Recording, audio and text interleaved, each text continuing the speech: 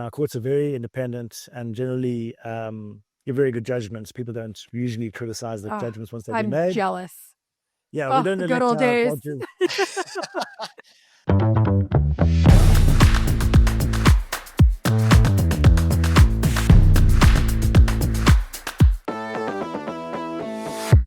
Hello, team, and welcome to Bureaucracy. I'm your host, Emily Gross. I'm very excited today because I have Gareth Newham with me, who is the head of Justice and Violence Prevention at the Institute for Security Studies. And we're going to be talking today about the claims of a genocide against the white Afrikaans people in South Africa. Gareth, thank you for being here today. It's a great pleasure to be here. Thank you for the invitation. So before we dive in, what are we drinking? It's early for me over here, so I'm having coffee because if I had a beer, I would end up sleeping for the rest of the day. But what about you? Well, it's a bit early for beer for me too, so I'm just drinking a very boring drink, water, but in a very interesting bottle. So, but it looks so pretty. Consoling myself. Yeah, it looks so pretty. My kid got it from somewhere, so I just decided to borrow it for this interview. I love that. And like I think I was saying, very excited to have you. I think that you're the furthest guest I've ever had on the pod, and that is thrilling. It is good to know that internet systems work. So before we dive in, the question I always love to ask my guests is, why should we trust what you have to say? Well, I work for a highly regarded institute that has been around for about 35 years. And we are funded by Scandinavian governments to do independent research and provide credible, evidence-based information and analysis on the crime and violence situation in South Africa. And I've been doing this for about 3 decades. And I have a team of incredibly talented people that I work with. There was this meeting in the Oval Office between President Trump and South African President Cyril Ramaphosa. And within it, Trump has claimed, and Elon Musk, his bestie, have also claimed that there is this genocide happening against Afrikaners in all these, which are farmers predominantly, I believe. You please give me more insight and claims to this. From what I understand, that's bullshit. Say the and least. Yeah, the proper technical terminology is bullshit. But there's this claim that's been perpetuated by the far right of this genocide. And from just a couple of the numbers that I've seen, one, South Africa has an insane murder rate, crazy amount of murder. And what I find interesting, you guys generally don't break it down by race. But in the times when it has been, it is very much in line with the demographic makeup of the country. So please provide insight. And then I want to talk about this controversial law that's kind of about the center of all of this. Okay, so there's, without a doubt, no genocide taking place in South Africa against anyone. Afrikaans people are a particular ethnic group or language group in South Africa, of which there are 11 official different ethnic groups that speak majority a specific language at home. They are mostly white, but there are lots of what we call colored people in South Africa who also speak Afrikaans. So it's their home language as well. So it's not only white people. But to give a bit of history so it makes more sense, is that during apartheid, which ended in 1994 with Nelson Mandela becoming the president, and most people might have heard of that, up until that point, the apartheid state had created 4 racial groups. So they'd said there were black South Africans, and there were white South Africans, and then there was what they called colored South Africans and Indian South Africans. And these were broad racial groups that they classified in order to try and keep people apart. So they said we must have separate development because the different race groups are different in different stages of development, or there are racial theories around that. And amongst the black South African groups, there were different languages as well. The largest was Zulu speaking. You see Zulu, followed by the Xhosa people from the eastern part of the country. And then there were Sotho people, and they were divided in North and South Sotho, and Venda and Pedi. So there were different groups. And so what they try to do is say, well, black South Africans are also divided, so we'll create 10 homelands, which made up 13% of the landmass, and black people can live and own property in those 13%, that 13%. White people can live in 89% or 87%, and go where they like and earn property. And it's basically over the period of English colonialism and the 50 years of apartheid, there was aggressive white affirmative action. So if you're a white person living in South Africa, typically of European descent, you would have the best jobs reserved for you. You'd have the best education reserved for you. You could live in the nicest areas. And literally it was a form of affirmative action for white people. And then the opposite for black people. You were denied education, denied land, denied opportunities. And that went on for a long time. And then in 1994, which is not that long ago, it's just over 30 years ago, that all changed. And so did the power dynamics. So politically, black people could then live where they wanted to live and have the same rights as white people. Everybody had the same rights. But the structural inequality had been here for so long that here we are 30 years later, and white people still make up over 60% of top management of the listed companies in South Africa and own most of the land and have they relatively low unemployment rates and have about, on average, 7 times more wealth per household than black South Africans.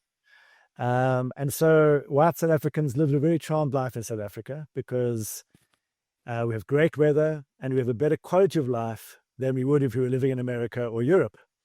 Whereas for most black South Africans, over half are still living in poverty.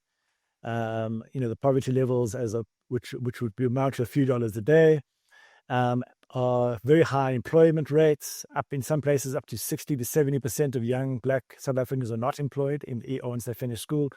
So those inequalities that were created through apartheid continue into this day. What's the percentage of white people in South Africa? It's about 8%. So 8% in the entire population and owns 60% of the listed company, top management. Wow. And a large majority of the land. Yeah, that's in private hands. Okay. Yeah. So that's the unfortunate reality of South Africa. Yeah. But that's not exactly what everybody was talking about since last week. No, let's dive into it. What was sort of happening is that there was a high murder rate. So the highest murder rate took place in the year before democracy, so 1993, because of political violence, mostly orchestrated by the state using proxy groups, vigilante movements, to fight what was seen as a liberation movement. So the African National Congress, the banned groups that are fighting for equality and wanted to share in the rights of South Africa as everybody did, and they want democracy. And when we had a democratic settlement, it was really an agreement.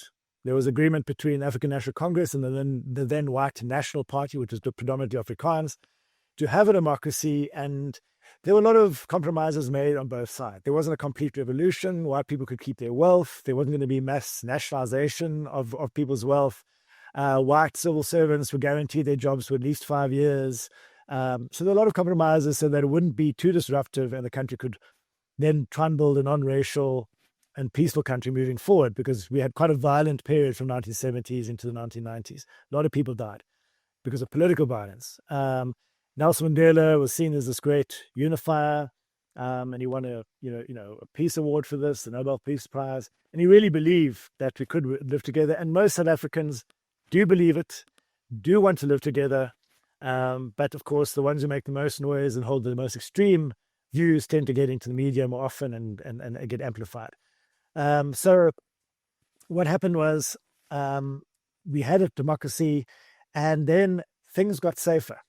Murder started coming down. So we had one of the largest reductions in murder of any country in the first 18 years of democracy. We used to have 67 murders per 100,000 people in 1994, and this dropped to 30 murders per 100,000 people in 1994. Still higher than the international average, which is number still, 6 murders per 100,000. Yeah. But we're heading in the right direction. Yeah. Now, what happened is when all these laws were removed that kept people segregated, people could move around more freely, and people started moving out of the townships, the police were also had to be completely reconstituted, because they had to move from an arm of the state and a repressive arm of the state that used weapons to stop people from claiming their rights, using torture routinely. A lot of commission inquiry into this. They had to now become a public service that acted in the interests of everybody. And so they had to change their approach. And in that process, they became less effective because they were very inward looking about training to new human rights standards and that. And they sort of took their eye off the ball. They had to integrate 10 different homeland police agencies. It was quite a complicated process. But what really happened was that more people started reporting crime, and we really had high levels of violence in our society. I mean, our history is one of violence because of conquest, going back to the pre-colonial times and exacerbated during colonialism and apartheid. And for the first time, white farmers started feeling they were under attack. So they were starting to experience crime that most people had experienced, but that had been contained to the poorer townships, were now happening in other areas that hadn't experienced before. And so it was seen as a new phenomenon. And there were attacks on people's farms, and it was quite brutal violence that was being perpetrated. And particular groups thought that because they were only in their bubbles and speaking to each other, had this idea that this was just happening to them. This was not happening to anybody else. And so they fought, and they were very powerful agricultural groups in that. And they started lobbying the government so that as early as the early 2000s, there was our Minister of Police then, under Nelson Mandela, actually set up a commission of inquiry to look and investigate claims, are white farmers being attacked, to drive them off the land as the narrative was going. And that was an independent panel of people from not only the police, but independent organizations that do research on safety and security and agriculture. They found no evidence of this. They said the same thing, that a vast majority of these criminal attacks on farms are actually robberies. People are unemployed, young men growing up in violent places, use violence in order to make a living. So it's not a political campaign to do this. However, this had already gained traction in right-wing circles internationally. So in America already, there was a guy called David Lane who in 1988 published the White Genocide Manifesto. And he was seen as one of the leading ultra right-wing theorists or ideologues of the time. And this spread around very extreme fringe groups internationally. And as sort of issues of migration became a big issue in Europe and America over time, it became quite handy to say, well, there is this white genocide happening in South Africa, because you could say, well, look what happens when white people get overtaken by non-white people, black or colored people. They will suffer this attack, this kind of like group attack on them. And it was really handy for certain right-wing groups in the West largely, it's not only America, this is in Australia and across Europe, to actually come to South Africa, talk to these groups, make documentaries, go back and then show their constituents, look what happens. So this is not a new phenomenon, actually. I mean, we've been dealing with this right the way through the 2000s. I mean, I remember doing research into this in 2011, 2012. But every few years it would come up and there'd be a question in the European Parliament, or a right-wing party in Germany would raise it. And the whole time there are groups, organized, powerful groups in South Africa of wealthy white farmers who've been writing books and gathering evidence. He put evidence in quotations, by the way, for people listening. Yeah, it's not real evidence. I mean, there was a terrible, horrific, gruesome, traumatic attack on a white farmer or his family, as there are in South Africa across all race groups. And that would be used as evidence of a political campaign against white farmers, or a genocide against white people and white farmers in particular. But it's been debunked over and over again, and we do have a very high murder rate, one of the highest in the world. Currently the murder rate is sitting, we have to be the best at something. I know, gold star on the fridge for you guys. But again, it's not, we study this. The institute I work for, the Institute for Security Studies, we're funded mainly by Scandinavian governments in order to be able to do research on the facts available and come up with independent analysis. So we're not trying to prove or disprove anything. We look at the data, and so that if there was a genocide, we would be the first organization to be saying there's a genocide and we have to do something about it, and lobbying countries to take action through the International Criminal Court or the United Nations. And there's always been concerns because there's so many other conspiracies around crime in South Africa. This is one of the longest one, but there are others. And so in order to make sure that the public and policymakers have a source of information, there are institutions like ourselves and universities that study this.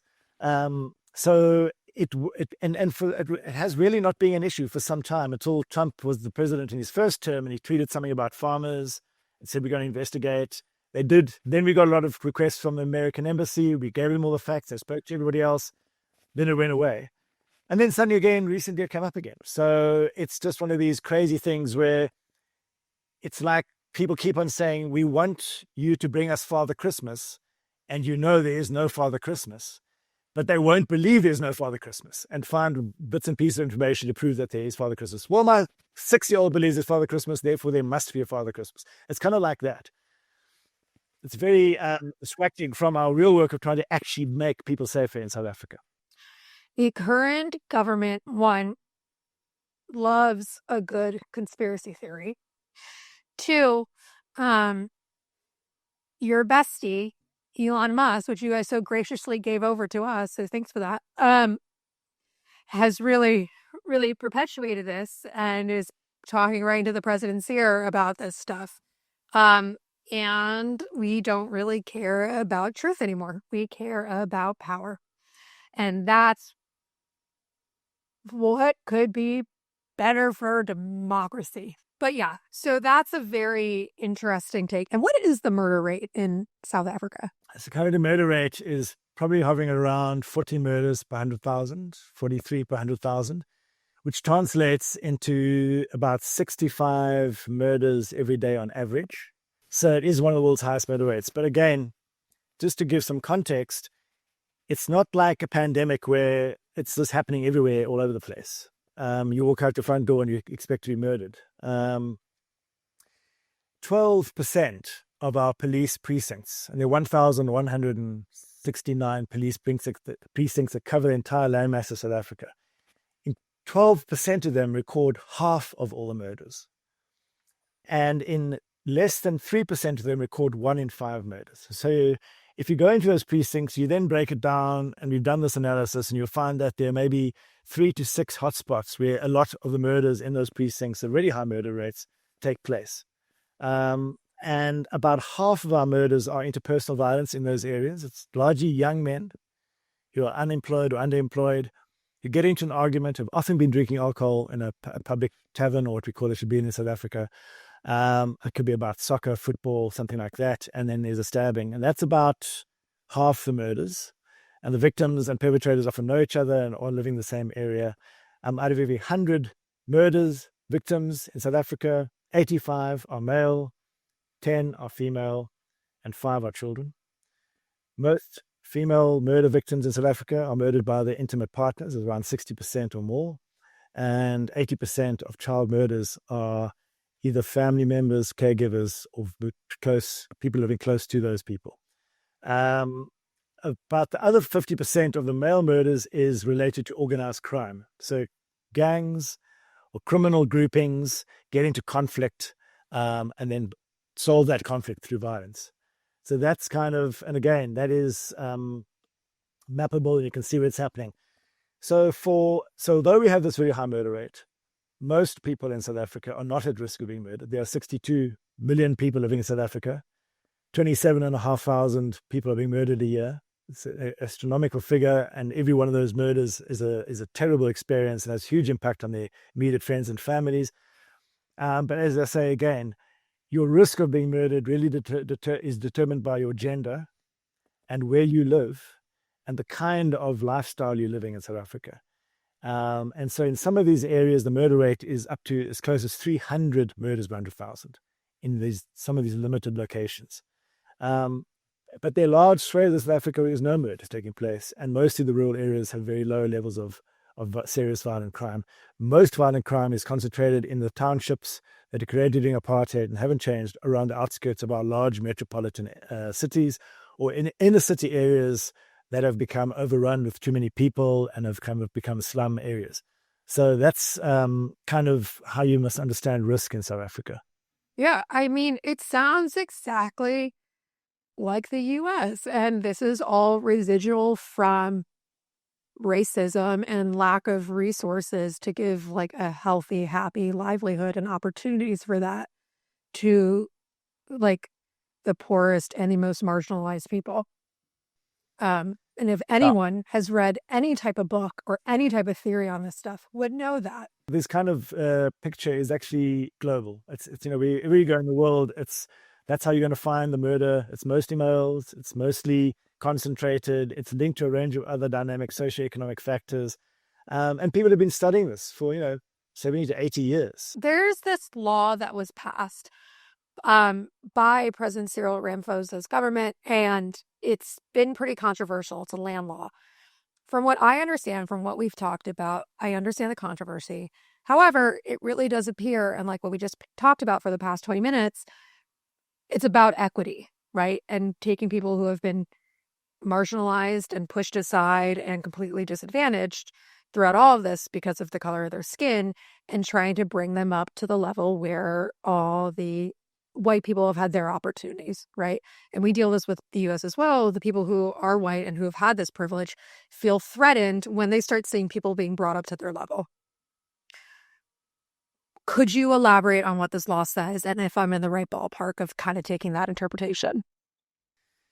Yeah, it's a Land Expropriation Act. It's been signed into law, and there are a few technicalities in which have been challenged in our courts. Our courts are very independent and generally give very good judgments. People don't usually criticize the judgments once they've been made. I'm jealous. Yeah, we don't the good old days.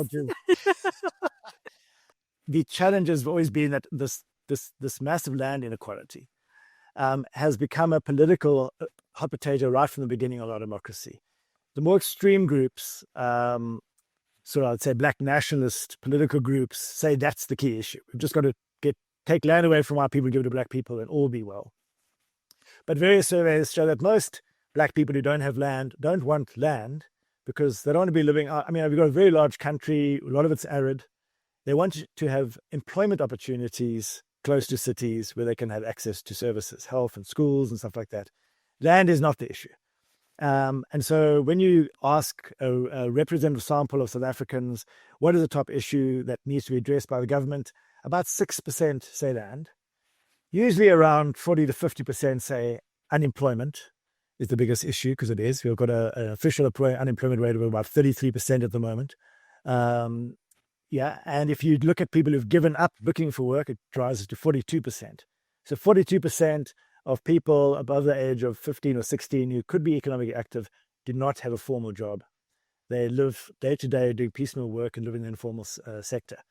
So this land's been a big issue, and our government, the ruling party, the African National Government, Congress, ANC, have been dealing with this, wrestling with this, but it's a very broad church. So it's got an ideological spectrum from very strong Marxists to very free market capitalists in the same political party. And it comes across as a kind of broad church with quite centrist, moderate policies around everything. But it has got what they call a transformation agenda, an equity, try and get things up.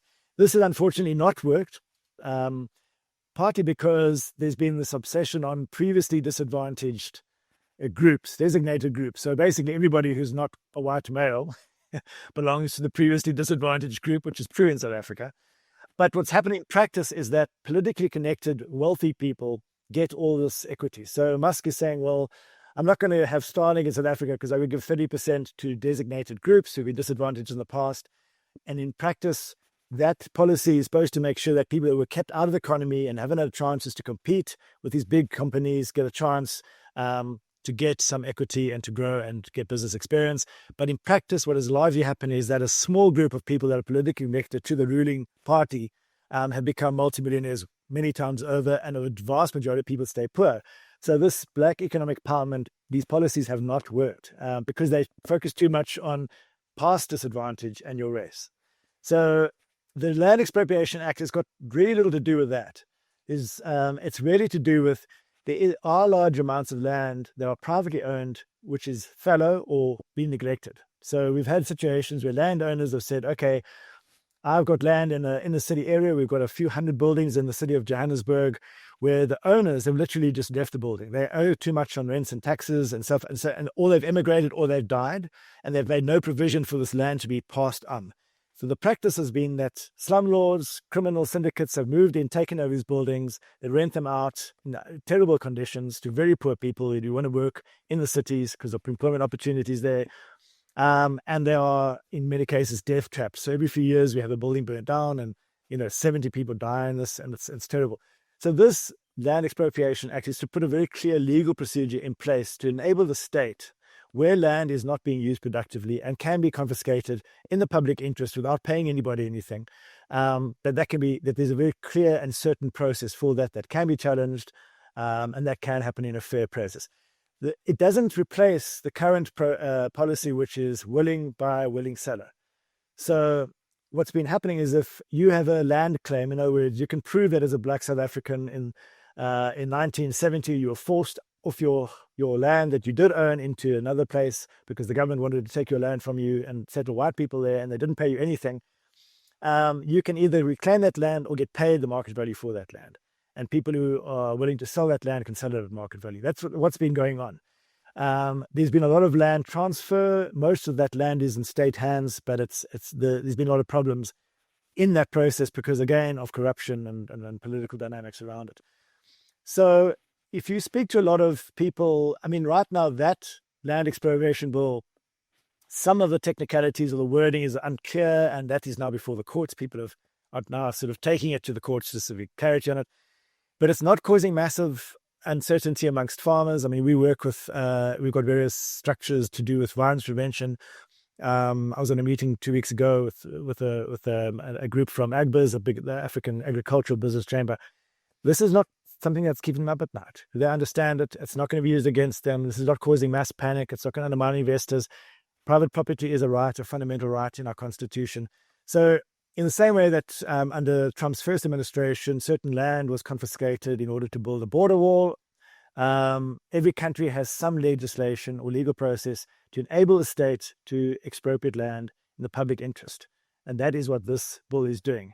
It's no white farmer or any white person in the last over 30 years since we had a democracy has any land taken from them without being fairly paid for it. And there's no unfair expropriation taking place at the moment, and there is no plans to do this. So this has been, again, seized on, misinterpreted, missold as part of a general attack on white South Africans. And that's how I understand it and why it's been used in that way.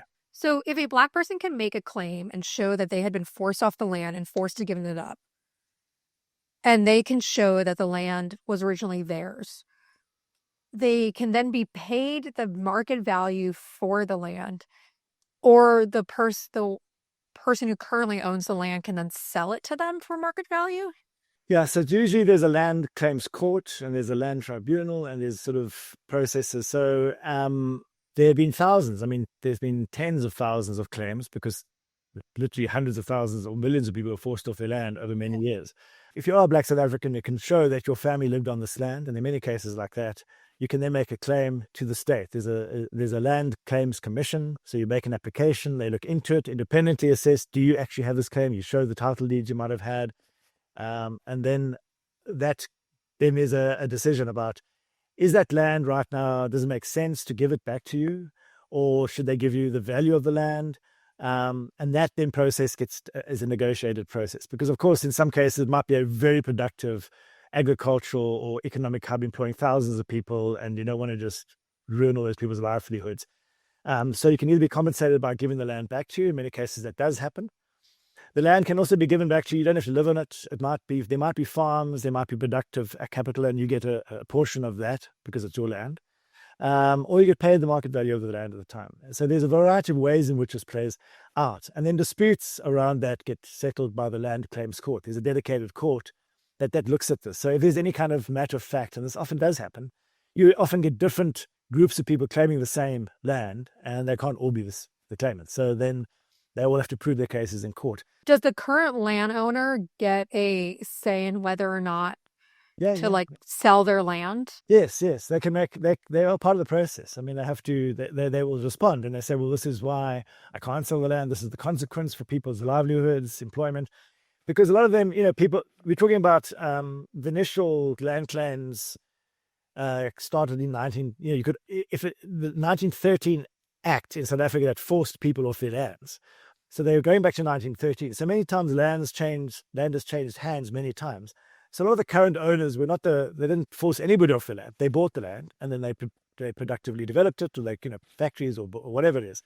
So the state and the people involved in this are very mindful of that.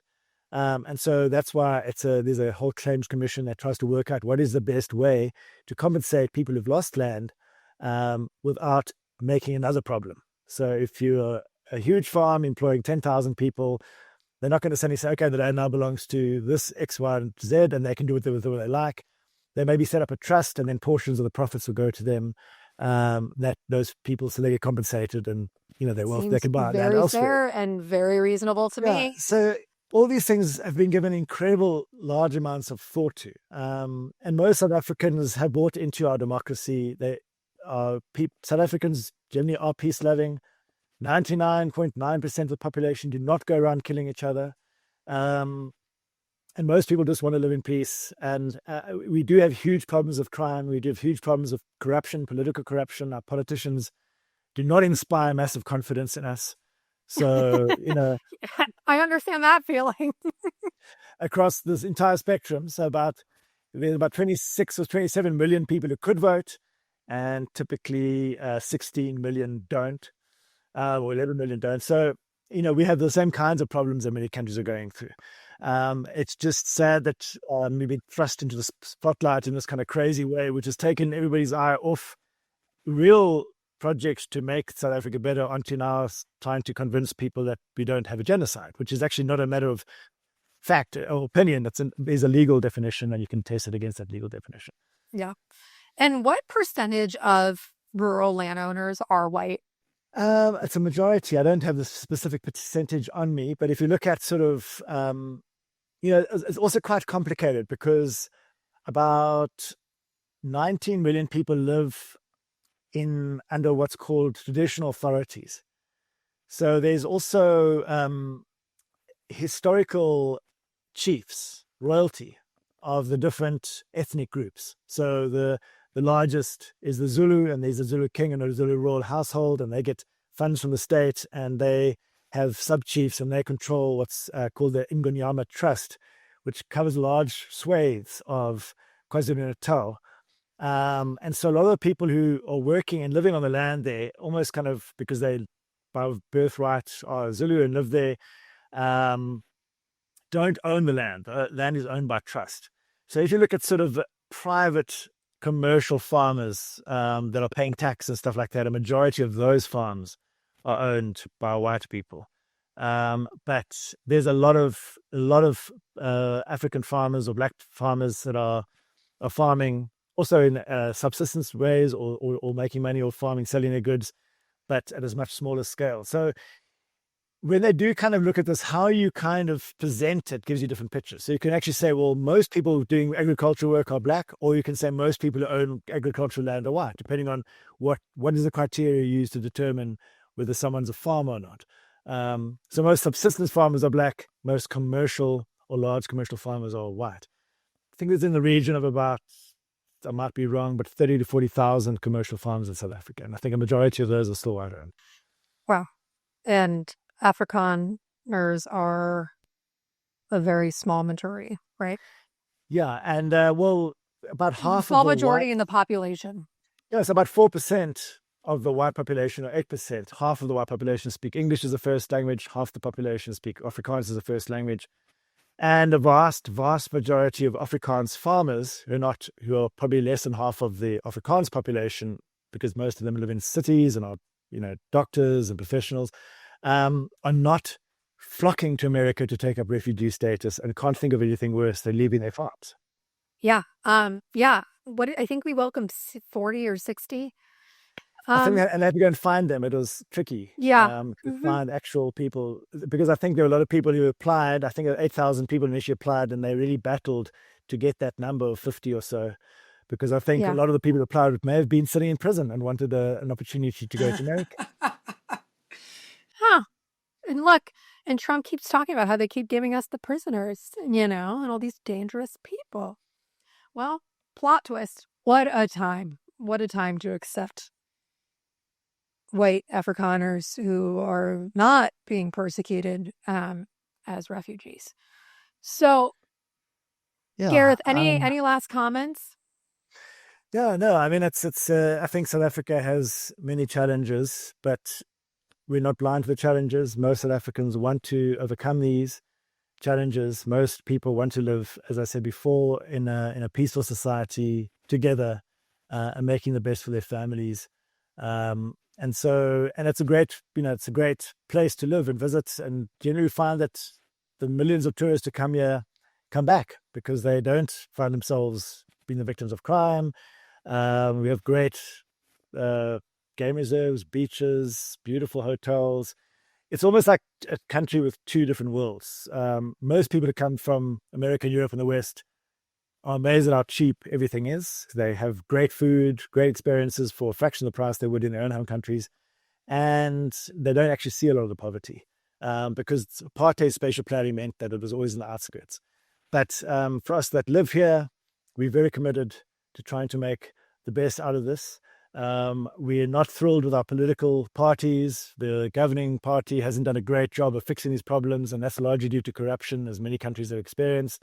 But a majority of people are committed to trying to make this country work and be a beacon for the rest of the continent. And that's the reality of, I think, South Africa.